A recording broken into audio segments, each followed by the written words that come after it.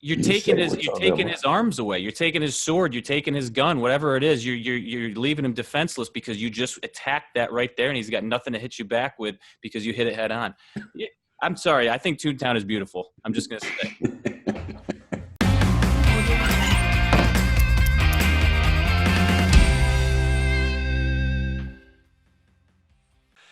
Hello, everybody. This is Jake Stenziano, host of the Wheelbarrow Profits Podcast, here with my co-host, the multifamily mentor, the coach, chef, father of six, the best-selling author, the G-Daddy, Gino Barbo. Gino, how's it going? Mr. Stenziano, I'm doing good, bro. How are you? Always making it happen, big man. I just told Chris I'm holed up here in some airport hotel where we're kicking down doors on a 250-unit deal, and we're trying to make things happen. How you doing? I'm doing good. And on the back end of that, we've got 3 refis going on 3 separate deals, which is awesome, going from community bank to non-recourse. We like getting it off the balance sheet, Mr. Stenziano. We like cashing out some money, right? We're writing the book. We got our second book almost done, going to publishing on that. And on top of that, trying to get some fantastic guests on the podcast. We got one today. It's a lot of work getting these guys on because they are awesome. They're at the top of their game. They've got a lot of value to share, and that's where a lot of my focus has been on, trying to get these awesome guests, Jake. Well, very good, because today's guest is no stranger to danger. We got Chris Voss coming back on the show. Chris is the best-selling author of Never Split the Difference and former lead FBI international kidnapping negotiator. So without further ado, Chris, welcome back to the show. Thanks, guys. Happy to be here. It's a lot of fun to talk to you guys. Hey, we love having you on, and you're quickly becoming known as the go-to guy for negotiation training. Why is your training so revolutionary, and why is it so different than the stuff that's been out there for years? It's emotional intelligence. I know that's a bit of a cliche, but systematic application of it. I mean, the tactical empathy, intentional use of what now neuroscience backs up. And the fact of the matter is, almost everything that's been written up to now is based on reason, and there is no reason there. There is no spoon. There is no spoon. Wow. So I don't even know where to start. I read the book once. I'm going through it a second time. And what I like about the book is, like everything else in life, when you read it the first time, you get some stuff. When you read it the second time, you start pulling out more information. That's why I wanted to get Chris back on the show, Jake. Why do negotiations begin with a no? Yeah, no is liberation. I mean, too many people try to trap us with yes. Mm-hmm. I mean, the first idea that I really began to think about this a lot, a friend of mine, now deceased, rest in peace, good man, Jim Camp, wrote a book called Start With No back in 2002. Yes, I read that book. And I remember thinking, like, start with no, what on the God's name are you talking about? and Camp really started to kick open our thinking on this, because no preserves your autonomy. So we just took it to the next level. Jim's idea was tell the other side up front, it's okay to say no. Approach somebody and say, I'm not going to try and trap you with yes. You can say no to me at any time. Just say no at any time. Mm-hmm. And then we went like, wow, what happens if you actually intentionally get people to say no? And that's a tip of the iceberg, but that's a game changer. There's a lot of people come back to us, and that's the only thing they learn. And then they start killing it right away. Mm-hmm. Mm-hmm. I took a lot of notes in the book, and wrote how does no work for you? You wrote to break the stalemate, to get attention, and to help someone think clearly. Can you go over those? Because that's really awesome to get that stalemate. You're at a stalemate and you say no forcefully. I mean, how does that work for you? That's great stuff. There's a couple. All right, so there's 2 sides of everything. There's 2 sides of no. How do you say no? How do you trigger a no out of the other side? Mm-hmm. A friend of mine here in Los Angeles, I've gotten lucky enough to know Ned Colletti. Ned was a former GM of the Dodgers, wrote a phenomenal book called The Big Chair. Like, if you love sports at all, especially if you love baseball, read Ned's book, The Big Chair. And Ned's a great practitioner. And he said, I like to let out no a little at a time. Oh, interesting. Mm-hmm. How do you say it? How do you say it, but say it gently? So, that's when you're letting out no a little at a time, when you're saying no, which is really the basis of the phrase, how am I supposed to do that? Mm-hmm. to say no and to trigger empathy. And it's reverse. It's forced empathy. Brandon Voss, my director of operations, says it's triggering forced empathy. Why do we use empathy? We want it from the other side. Mm-hmm. The mercenary uses empathy because he wants it in return. Mm-hmm. So that's that side of no. What's the other side of no? The other side of no is when you get somebody to say no. It's ridiculous how people's heads clear when they say no. I mean, it's insane. Mm-hmm. And, instead of saying, do you disagree? I'll say, do you disagree? Most salespeople say, after everything I've laid out, does this look like it would work for you? I mean, even if you say that respectfully, if you want to hear the objections, they're not going to answer. And, flip it around. After everything I've laid out, does this not work for you? Are you against doing this? People say, no, I'm not against doing it, but here are the following problems. Clears their head. They give you honest answers. Mm-hmm. And it's insane. It's huge. It works every time.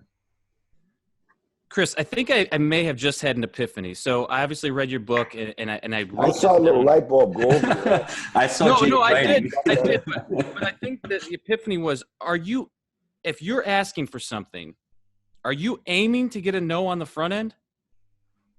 I got to tell you, I don't even bother with yes at all. I have no use for the word yes. Whenever anything's important to me, I aim for no all the time. I do not. Yes, you will save yourself so much trouble getting out of yes. I aim for it at the beginning, the middle, at the end. If I got to close now, I close with a no. I mean, across the board. Another quick example. Hyperloop transportation technologies.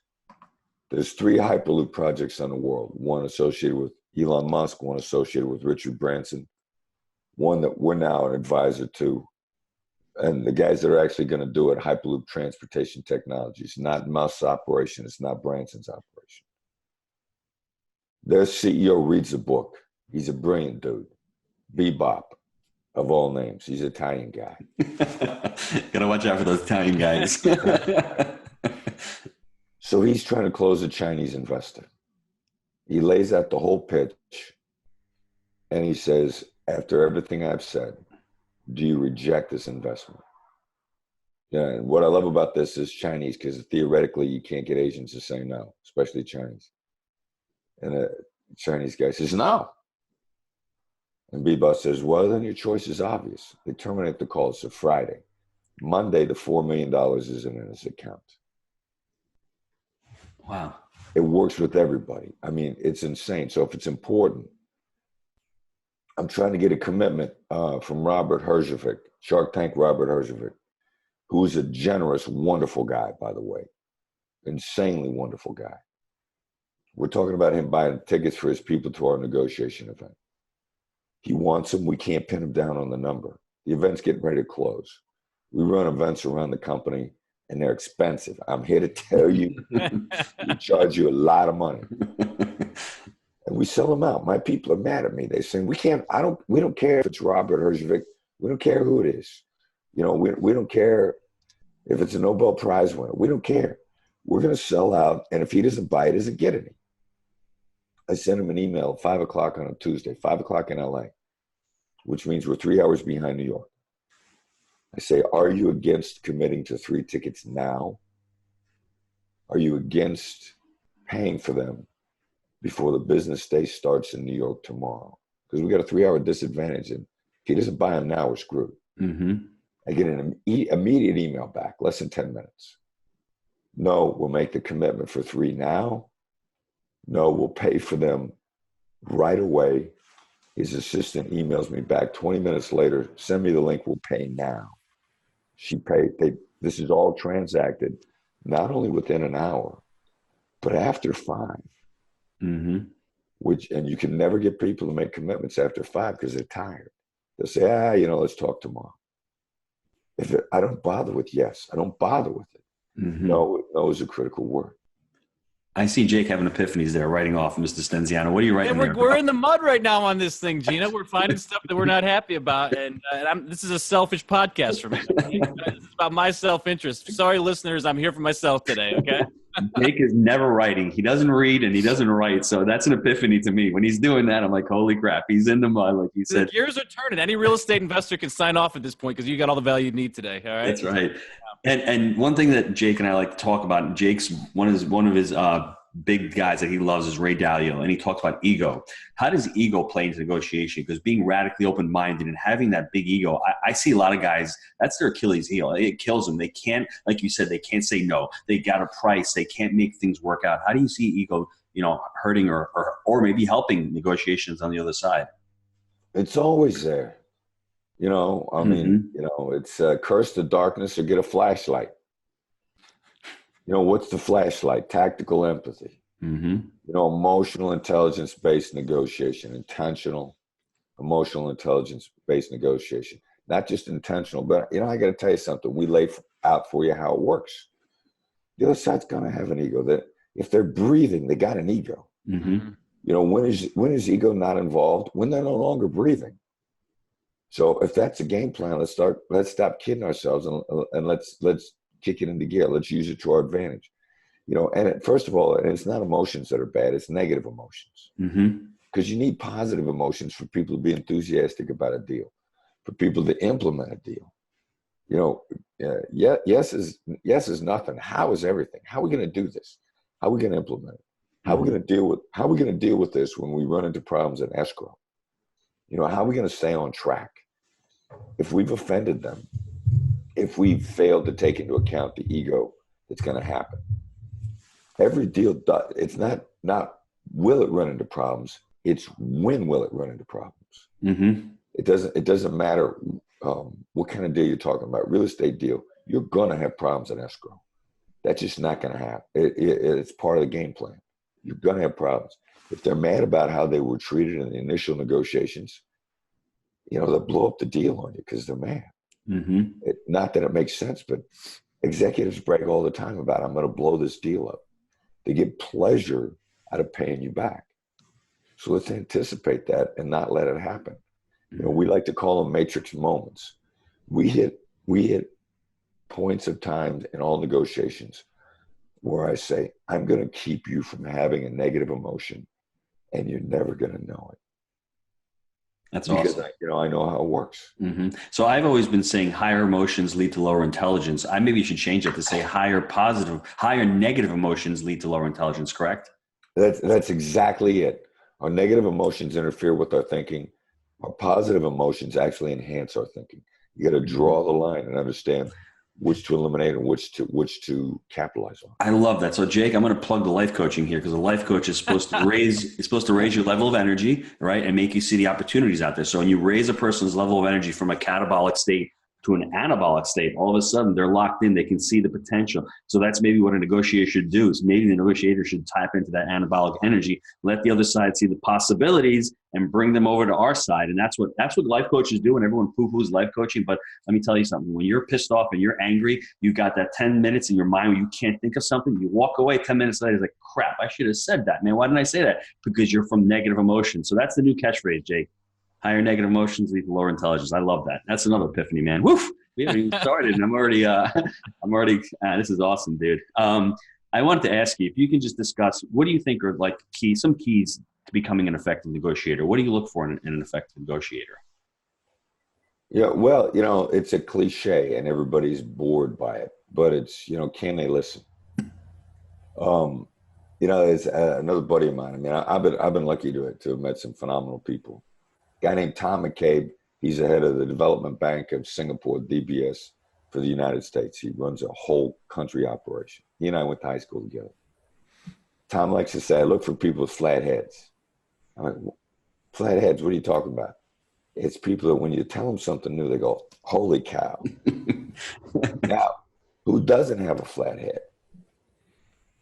When you tell them something new and they go, yeah, I had a similar experience. I already knew about that. Some version of I already knew about that, or I used to do that. They don't even stop to think about what you said. So when I'm looking for somebody who's coachable, I drop an idea on them, and if they immediately tell me how they've already been doing, they're not coachable. Now I can bring them around, but it's just going to be really time intensive. Mm-hmm. And, why should I do that? I mean, Dig because jam. there's so many coachable people out there. Let me work with the coachable people. They're more fun. So Jake is talking about a dig jam. The dig jam is an acronym for damn, I'm good. Just ask me. And I'm sure you know a lot of those guys out there, right? I mean, people say it's not dick jam, although they are, but they're dig jammers because we have them all the time. They haven't done a deal in their lives. They come over here. They want to pick my brain and pick Jake's brain. I mean, it's not going to happen.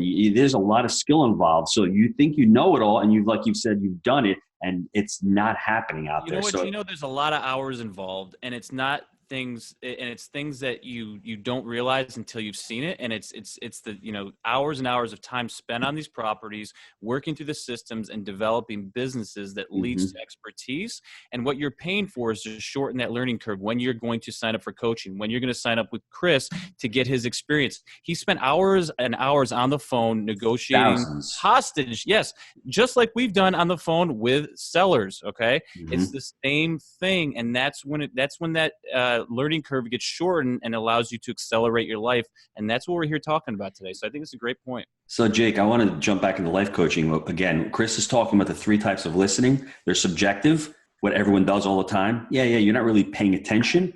The active listening, which is pretty good, what we're doing now, but then the intuitive is what you should be doing with your wife, and I've done that on occasion, and I blow her mind. What are you doing with your wife? The intuitive. Blow her mind. Gino's getting dirty today, Dude, huh? come on. I'm trying to negotiate another kid. That's another story, but I can't get a number 7 out of her. So not working, dude. You know what I'm saying? But anyway, to the point, that intuitive listening is when you're really locked in and you're really listening to somebody and you really have that emotional intelligence. You're looking at body language. You're paying attention to them. And I think as a negotiator, I think that's what you really have to be tuned in on. And how many people can actually sit there and intuitively listen? Because it's all what's in it for me. Everyone's always come from the example of what's in it for me. So if you can read the Go-Giver and listen to create value for the other side and see what the other side does, I think the intuitive listening, but it's just a talking point. It's not a sexy thing, but makes such a difference in our deals, Jake. When we're looking at the sellers, well, really, do you need 17 million, or maybe you can do a little seller carryback, or maybe we can assume this note when, like, why are you really selling? So if you can intuitively listen, that's powerful. What do you think about that, Chris?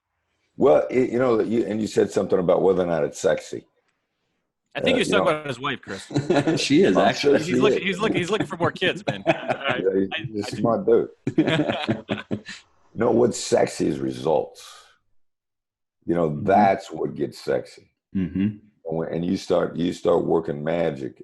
As long as you don't want the adulation, as long as you don't want to brag, you don't want to rub their face in it.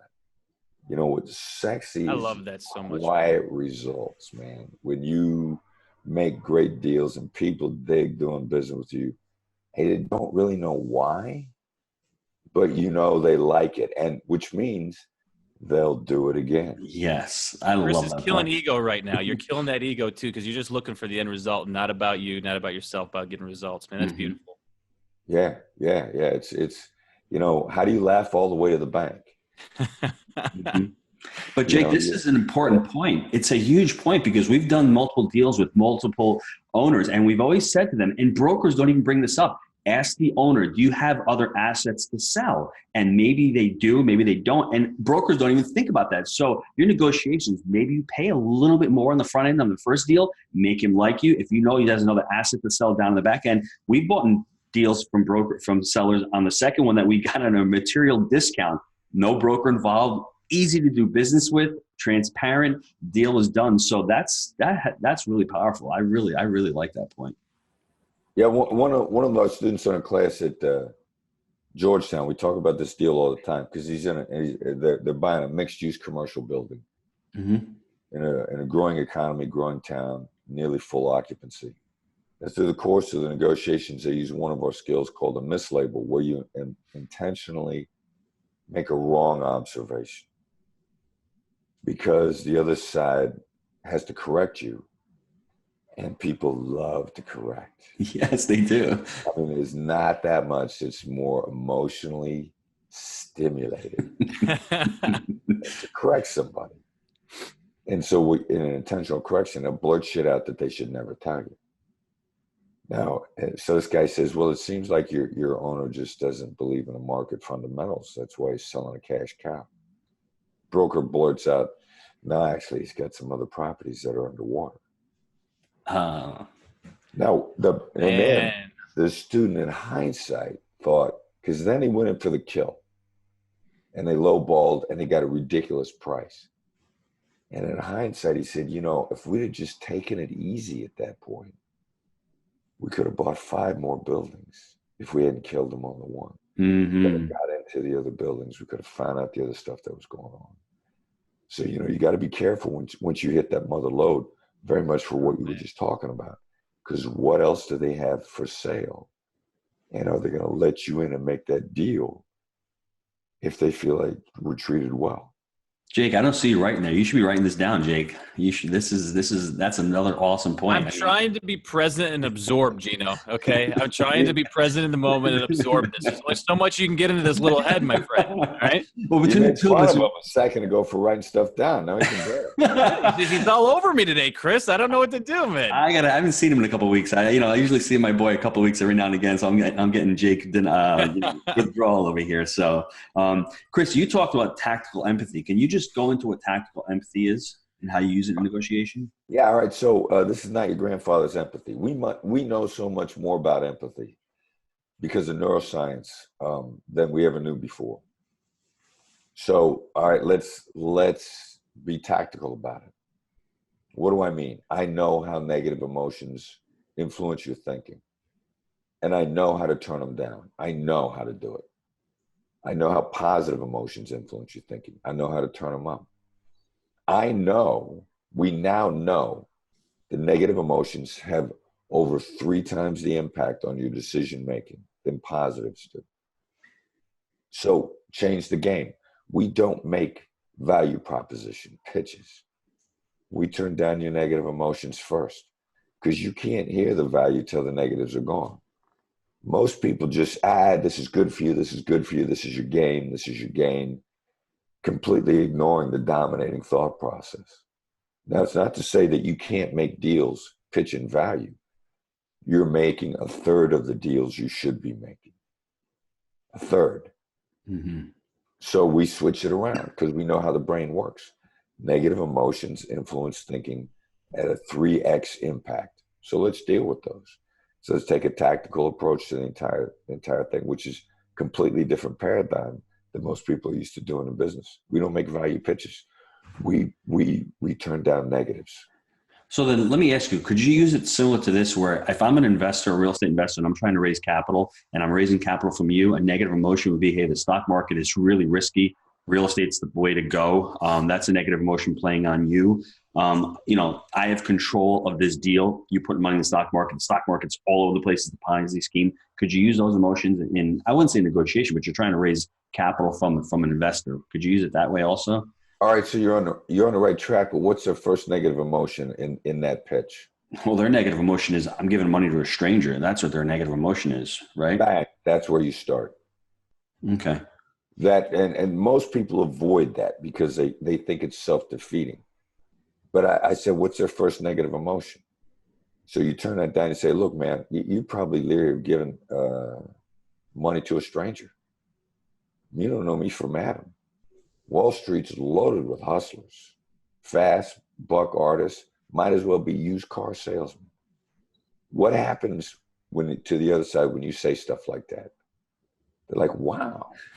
Yeah, this is awesome. It's honest. He's spelling it out for me. Yeah, I mean, this is the private money raising tip of the year right there, everybody. Just be transparent with them. That's awesome, dude. That's great. I love that. So, Chris, I want to paint a picture for you here and try to get inside your head for a second and just give you a real scenario that a lot of the listeners. You saw that movie, Who Framed Roger Rabbit, right? I never saw it. You saw it, Jake? Inside my head is Toontown, brother. If you remember Toontown. Listen, I want to party in Toontown right now because I like what's coming out of Toontown. So no, really though, because the multifamily market is super hot right now. People are fighting to get deals. Sellers have the power at this point. And when you go into a deal, you get something under contract and you do find material things during the inspection period that you did not suspect. So something was wrong that you did not know about or was not revealed. How do you get that to the finish line? Because you can't just accept it because now you thought you were buying something, the goalpost has shifted, but you need to get something back for that. And that's a common retrade, and that's like a naughty word in this environment. Do you tee it up as, we want to get this to the finish line? How do we get there, and ask them and leave it open-ended? How would you play that when you say you find something material that is going to impact, and you need to get something off for that? How does that question look? What are their first negative emotions? This guy's taking money away from me. There's a hot market. I don't need to give him shit. Right. And we got a tool called the accusations audit. And this is why we firmly believe that we cut 2/3 of the amount of time out of deal making on a regular basis. As deals like what you're talking about, people come to us, they've been struggling with them for 18 months. We got it resolved in 10 days or less, because we start with the negatives. All right. So in the accusations audit, the definition of what are the accusations the other side would make against me? And they're not fair, they're not accurate, but what's their perspective? Hot market, you're lazy, you're greedy, you're retrading me. Mm-hmm. You retrade me. You start out by you make the list and you tick it off. Look at probably, because you got to get this stuff out of their head. It's not that you didn't put it there, but it's there. It's there. And they're not going to be able to make a new decision until you get that stuff out. So look, I probably look lazy, naive, and like a fast buck hustler. It's a hot market, and you're thinking, why? You've got all the power. Why should you help me fix this problem when it's my problem? Say what's on their mind. Just hit it head on. Because what they want to know is, if I engage in this process with you, are you going to be accountable with me for how it goes? And that's the test you're passing at that moment. This is a test of how do we partner up together to solve problems together? That's why I wanted to ask the question, how do we get there towards the end? You just filled in everything that needed to be said prior to that, because this is a partnership. We're teaming up to get this over the line, but there's a problem here. It didn't come out. We need to work on this together. I should have discovered it. I should have brought it to your attention sooner, but we're here now. How do we do this? Right. Is that fair? Right. Yeah. It's Bob Mnookin runs a program on negotiation at Harvard. I mentioned him in the book. Good guy. His book, Beyond Winning, the second chapter is the tension between empathy and assertiveness. And I remember reading that thinking, like, tension? What are you talking about? There's no tension. He meant it as a fake heading. What he's trying to teach people is, to be assertive, you have to use empathy first. Mm-hmm. So that's what you say before you're assertive. And what's the assertive move? How do we fix this? The how question. Exactly where you're trying to go, where you want to say to the seller, how do I put myself in a position where I say to my seller, how do we fix this? Where he can't escape. He's got to answer the question. How you put yourself in a position to ask that question so he can't get away is the application of tactical empathy first. What are they thinking? Hit it head on, man. Hit it head on. Now, because otherwise you don't say all that stuff. He comes back at you with that. What you're trying to do is beat him to the punch. It's entertaining. It's shocking. You're taking his arms away. You're taking his sword. You're taking his gun. Whatever it is, you're leaving him defenseless because you just attacked that right there, and he's got nothing to hit you back with because you hit it head on. I'm sorry. I think Toontown is beautiful. I'm just gonna say. Oh man, this leads to the next question. I got a flat head today, Gino. I like the three voices. So you're going to tell Jake which one of the three voices, the DJ, the positive, or the assertive, which voices he needs to use when and where. Okay, Mr. Stenziano? Yeah, well, Jake's got a naturally positive voice. Mm-hmm. The natural late night FM DJ.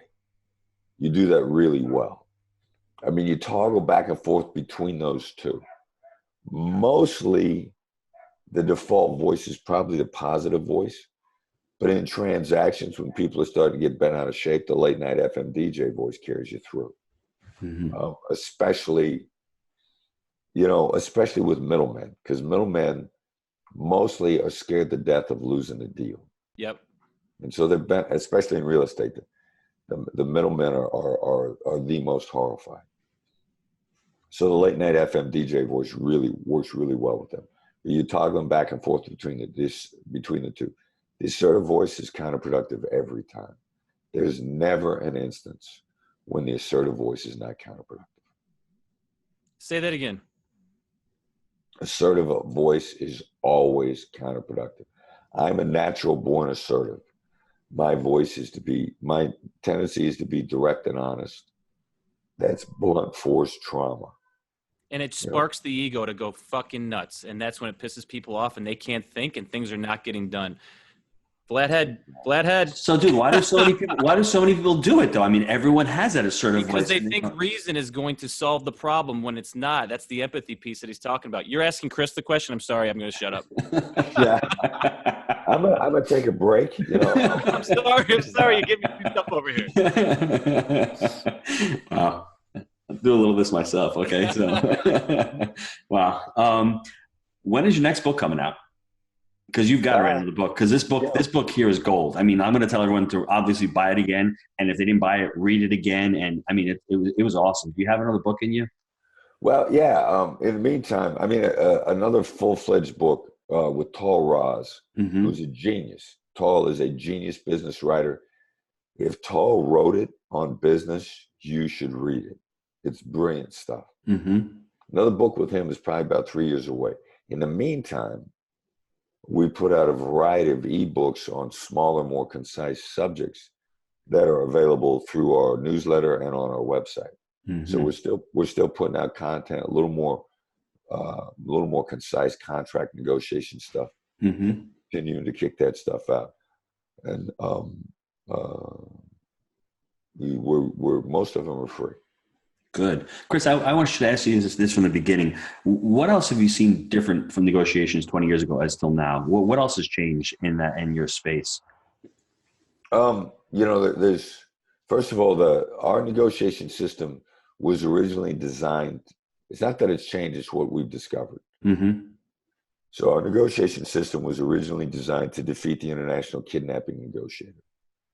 How do you preserve the relationship with someone you either can't or don't want to piss off, and you want to make a deal?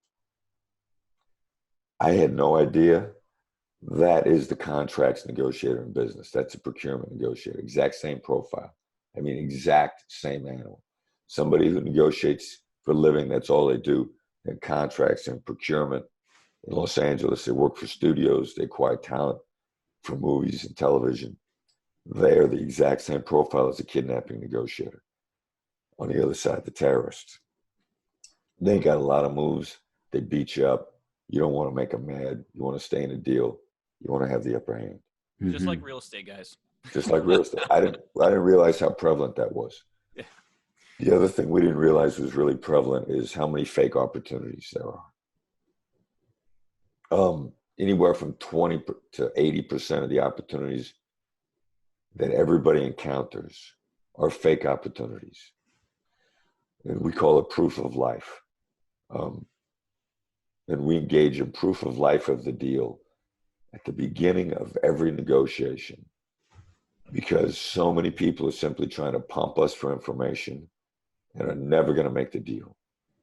And we need to know that up front so we don't waste time. Wow. What else you got, Stenziano, before we go to short answers? Any other long answer questions? I just think that the one thing I wanted to hear from Chris, because I think there's something there, is what the most common mistake is that he sees people make when negotiating. Because I think there's got to be something that you see time and time again that people just screwing up. It's a combination of two things. First of all, it's wanting to speak first. And none of the top players want to go first, whether it's on their position or their price. Like, you sit down with Warren Buffett, he's going to want to hear what you have to say. The top people want you to go first with either your reasoning or your price. My academic colleagues will tell you that the data says to name price first and go high. The practitioners are not going to tell you that. And it's dead wrong. So why are the academics wrong? They got no data on how many deals you make go away. And we see it on over and over. You know, the academics are not negotiating for their own livelihood. The academics are attached by an umbilical cord to the mothership, which is a university that's going to continue to pay them as long as their students don't revolt, and they occasionally publish. They get no data on deals going bad by naming a high price too soon, too early, and blowing deals out of the water, or naming a high price to somebody who's just looking for a bid from you, but not a deal. You know, I know who I want to do the deal with. I need to get 3 competing bids. Let me talk to the Black Swan Group, get a bid from them for negotiation, because we're going with Harvard. We're not giving you that bid. Guys, let's take a quick time out to hear from our sponsor.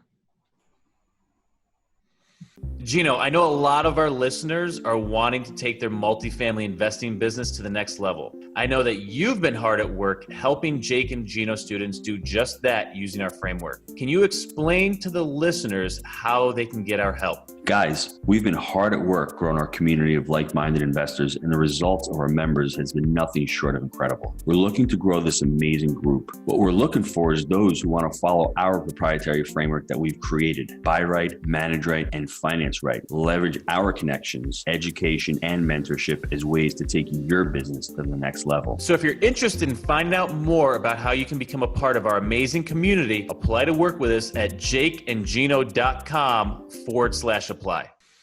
All right. I'm going to get back to this because you just mentioned Harvard. And I'm just, this is just something. Come on. Who's going with Harvard versus the Black Swan Group? I mean, let's be serious right now. You're talking straight private sector results, getting it done. And you're talking Harvard. Good name, but I think that's an easy one. So I don't know. You're really competing with those guys? I think this is a different level. Is this a thing? We still do some. Yeah. I mean, it just if you don't know where to go. Yeah. If you're not sure, you know, Harvard's got a brand name, and if you know you got to spend some money. You're never going to get criticized for sending people to Harvard. You're not going to be able to measure the results. And in point of fact, if they've got no negotiation training, Harvard is going to make them better, because some training is better than no training. Mm-hmm. And you're going to get some practice in there, and you're going to say, hey, you know what, it helped. I got better. I loved it. I loved the training. Let me tell you something right now. They have a review. They've done it. There's a book on Audible right now. It's a Harvard negotiation review. I actually listened to that on Audible before I listened to yours a couple of years ago. I must have just, been in tune to these negotiation books. And bar none, it was a complete waste of my time after I listened to your book. And I just think that for the folks out there, we have a real estate crowd. I won't even waste my time. I would go right to Never Split the Difference, because it's night and day. And I'm speaking, assertively, and maybe I shouldn't, but it's black and white to me. So, Chris, one thing that I ask everybody when I'm on the show, because like I said, I was being selfish. I want to learn from really smart folks. What is your best habit for success? Because I see these different trends with everybody that comes on the show. What is something that you do on a daily or weekly basis that's led to your success? Well, these skills are perishable, so you got to practice them in your ordinary conversations. I mean, small stakes practice for high stakes results. In my normal conversations, I say, it seems like that was really interesting to you. Seems like you got a good reason for saying it. It seems like there's something on your mind. I'm intentionally practicing my labels because I'm not going to do well in an important negotiation if I don't get my reps in. I got to get my practice in. We had some real estate people were coaching. We coach a lot of real estate agents here with a guy named Steve Schultz. Steve's a coach of agents. Steve, interestingly enough, played in a Super Bowl. I knew Steve for a year before I knew he played in a Super Bowl. Mm-hmm. He's got one of his people on a phone call the other day who is what's the Israeli self-defense, Krav Maga, or yes, something like that. Mm-hmm. And they were talking about getting reps in, and he says to the guy, Bob, whoever the guy was, how do you do with your Krav Maga if you don't practice? And he said, yeah, I lose it. His skills go away. So a success habit is to practice. Yeah, and get it in. I think that's really good too, because you don't want to be educating yourself on this stuff, and then you get to the Super Bowl, if you will. You negotiated a big deal, and that's the first time you're using it. It's not going to happen. You're going to freeze up. You're going to get scared. You're going to throw a pick. You're going to throw an interception. That's running the other way for 6, right? Take 6. Yeah, that's right. Mm-hmm. What about you recommended a book earlier? Any good book recommendations? It could be Gen Biz, like any general business stuff that you've read in the last year that you want to get out there for folks. Yeah, the 3 we've recommended for the first quarter this year. The Rise of Superman by Stephen Kotler. Phenomenal. It's about understanding performance and intentionally getting into flow. Because if you're in flow, you make better decisions, your pattern recognition increases, you have more endurance. That's what you need for negotiation. It's a fascinating book. The Talent Code by Daniel Coyle. Mm-hmm. Again, it's how to get better, how to engage in accelerated learning. We've all got a limited amount of time. Learn how to accelerate your learning. Small little hacks for that. Brilliant book. And Barking Up the Wrong Tree by Eric Barker. It's a book about the science of success. I've gotten so many reading recommendations based on books that Eric has read and then distilled the ideas into his book. And so those are 3 great books. I really appreciate that, because so many times, folks come on the show and they recommend books that we've kind of all been there, done that, maybe, 5-10 years old. And I haven't heard of any of these. So I really appreciate that, because always looking for some stuff to pick up. You just touched on endurance and negotiation. Can you elaborate on that a little bit? Because I think one of the hardest things is you're in the middle of a deal and you're literally shitting your pants. You really want it to happen bad. And if you don't get comfortable being uncomfortable, you're going to lose. Can you elaborate on that a little bit? Well, a couple things. Yeah, you got to get comfortable being uncomfortable. But we all suffer from decision fatigue. I mean, neuroscience based.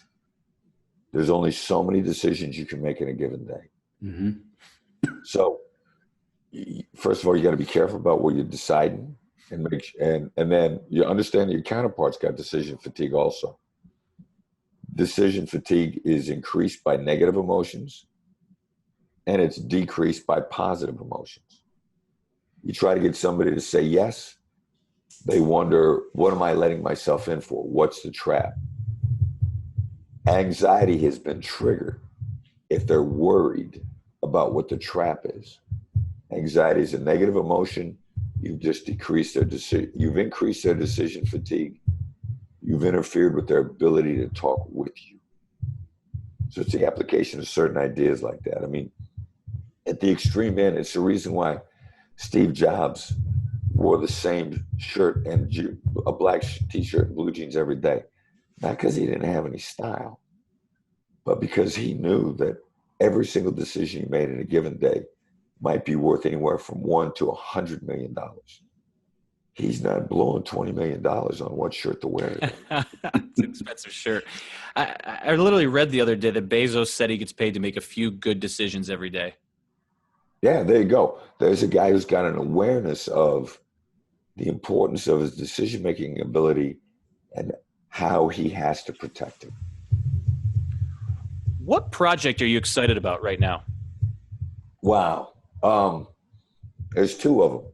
I mean, being involved with Hyperloop is cool because they are going to change transportation globally.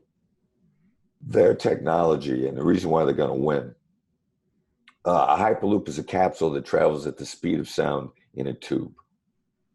They've mastered a technology where to run the Hyperloop, it actually creates energy. So it's awesome. It doesn't use not only their 0 carbon emissions, it cuts down on the carbon emissions. They could run the Hyperloop and not charge anybody because they could just sell the energy. So, and they're the only one with this technology. Musk's stuff doesn't work like that. It's good, but it's not that good. Neither is Branson's stuff. That's why they'll win. Now, they're also in every country in the world that never split the difference is global also. So it enhances my company's brand because we're proving that this works in every country, that technology works globally, our negotiation technology works globally. So they're cool to be involved with. That is awesome. What is the best way for folks to get a hold of you, to partner up? Because look, I deal with real estate, folks every day. It's what we do. They need this. So how do they get more, and how do they get in touch with your folks? Subscribe to the newsletter. The newsletter is a gateway to everything. It's got training announcements. It's uncomplicated. It's complimentary. The article comes out every Tuesday morning, short, sweet, and it's a gateway to the website. It's a gateway to everything. Best way, it's called The Edge. Best way to subscribe it is to do a text to sign up function that we have. Text to the number 22828. And again, it's 22828 is the number. Send a message, FBI empathy, all one word, FBI EMPATHY. Don't leave a spell check, put a space in there. All one word to 22828. You get a dialog box back, provide your email address. Training announcements, we got training events across the US this year. Free material, complimentary material, short, sweet articles. I mean, it's a gateway to everything. I believe that education times action equals results. If you're going to be in this real estate game and you're looking to grow your portfolio, you need to be educating yourself on many different facets. And this is one that you better own, or you're going to be coming up empty-handed at times and you're not going to be satisfied with your deal. So I definitely suggest you do that. And if you guys found value in today's show, which I know you have because we had a rock star on, get on our iTunes page, give us a like, give us a review. G-Dad, what else we got today? Several action steps. Usually have a couple, but there's several here. The first thing is attack the morning when you're fresh. So you make decisions early, get your miracle morning on, and don't tell me you're not a morning person. That's a bunch of crap, because I used to be in the restaurant business and I can get up in the morning and do stuff in the morning. Attack it when you're fresh. That's why you have the decision fatigue by 3 or 4 o'clock in the afternoon. You're going to make stupid mistakes. I'm going to eat that slice of pizza when I shouldn't, because you get more tired. That's massive. That's huge. The other thing that we hear as salesmen or speakers is, people don't remember what you say, but how you make them feel. That's really important in negotiation, right? You got to make people feel good, feel comfortable, feel like they're making the right decision. Don't underestimate that. I think that's really huge. The Talent Code book, I'm just 30 or 40 pages into it. And unfortunately, our school system sucks because we get punished for making mistakes. But that's how we learn, by making a mistake and continuing and pivoting and learning the mistake. There was a thing about Edward Link, I think, in the book, where he had this capsule where pilots would learn. Well, you can't learn by flying a plane and crashing and dying, but he made something where pilots can learn, make mistakes, and then repivot. So don't be afraid about getting a 72 on your test. Find out why you got it wrong and continue to learn. And mistakes are empowering because they're just leaving you clues on how to do it. And how do you do it with a negotiation? Get a coach. Get somebody to teach you and go through the rigmarole. There's a lot of work, and maybe our ego sometimes gets into it. We don't want to make a mistake, but you need to make mistakes to learn. There's nothing wrong with that. I think that's important. I think the other book that I like to recommend, I've been talking about it the last few weeks, is the book Atomic Habits by James Clear. It's a freaking awesome book. I mean, I love it as a coach. It's not your goals, your outcome. Don't be geared up to what the outcome is. I mean, sometimes we're thinking about that in negotiation. I got to get the deal. I got to get the deal. Fall in love with the system you put in place to hit that goal. That's really, really, I think, important and powerful. And that's why we've been able to grow our businesses, because with the systems we put into place, we had the real estate investments, then we had the education, then we had a capital company, then we had the syndication company. We're falling in love with all those systems. So I think it's awesome. And the identify yourself as a negotiator. I think if you can identify as a negotiator, that'll change your mindset, and maybe you'll really think about being a negotiator, not somebody who's anything less. So think of it that way. I love that book. I love the other 2 books Chris recommended. I'm going to definitely look up them. This is a great podcast. I think we're going to listen to this one again, Jake, and use all the information here. So it was awesome. Yeah, Chris, I really appreciate you coming on the show. Any closing thoughts for the listeners? No, man. Make it rain. Make it rain. Get results. That's right. So, Chris, we really appreciate you for coming on, and have a great rest of the day. Thanks, everybody. Really enjoyed it.